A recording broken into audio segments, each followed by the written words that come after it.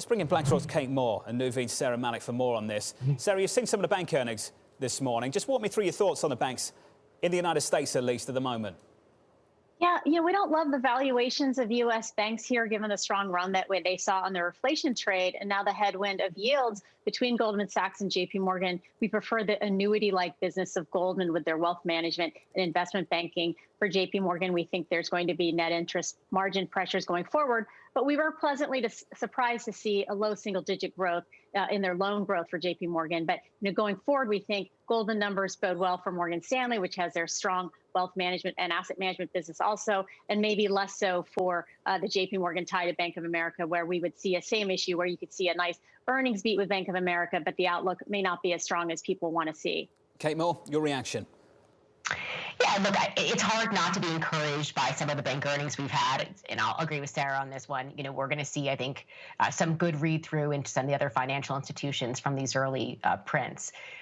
But I have to say, Don, I'm a little bit more focused on some other sectors as we go into earnings season, and particularly those sectors that have faced more challenge around labor costs. I mean, this is something I'm really concerned about on kind of an ongoing basis. We were just talking about inflation, how transitory it was, which companies have pricing power.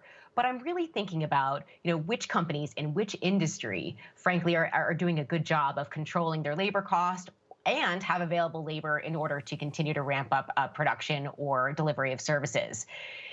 That's just a bigger focus for me right now than the bank earnings, some of which look good from the reserve releases and trading activity. Then perhaps, I guess these other sectors are just a little bit more of a focus. Okay, that was so polite and so diplomatic to just tell me you don't want to talk about the banks, let's talk about something else, but I'll go there for you.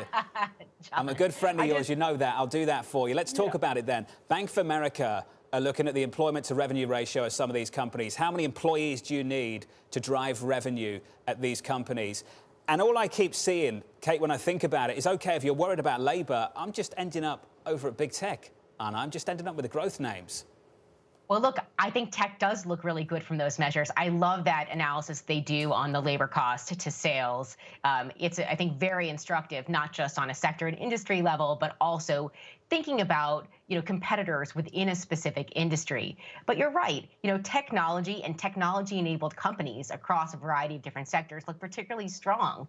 If you have operating leverage, if you're able to sort of ramp up delivery of products and services, because you have that technology, well, it's hard not to like that in an environment where labor costs are going up.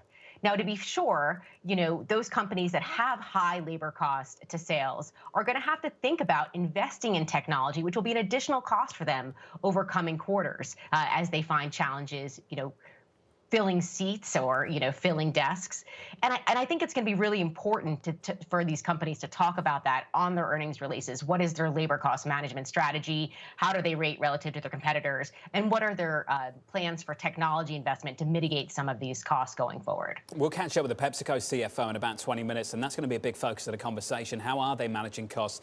The outlook for revenue, for top-line growth looks pretty decent. You saw that in the numbers this morning, but what about the cost base? What happens with input prices? Saira Malik, just a final focus on this, a final word from you.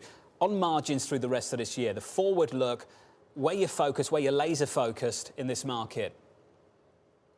First of all, look for those companies that cut a lot of costs during the pandemic. They're going to have the margin upside. I agree with Kate. Wage inflation could be the last piece of this puzzle that causes the Fed to become impatient. We need to watch that closely. And let's talk about Pepsi for a minute.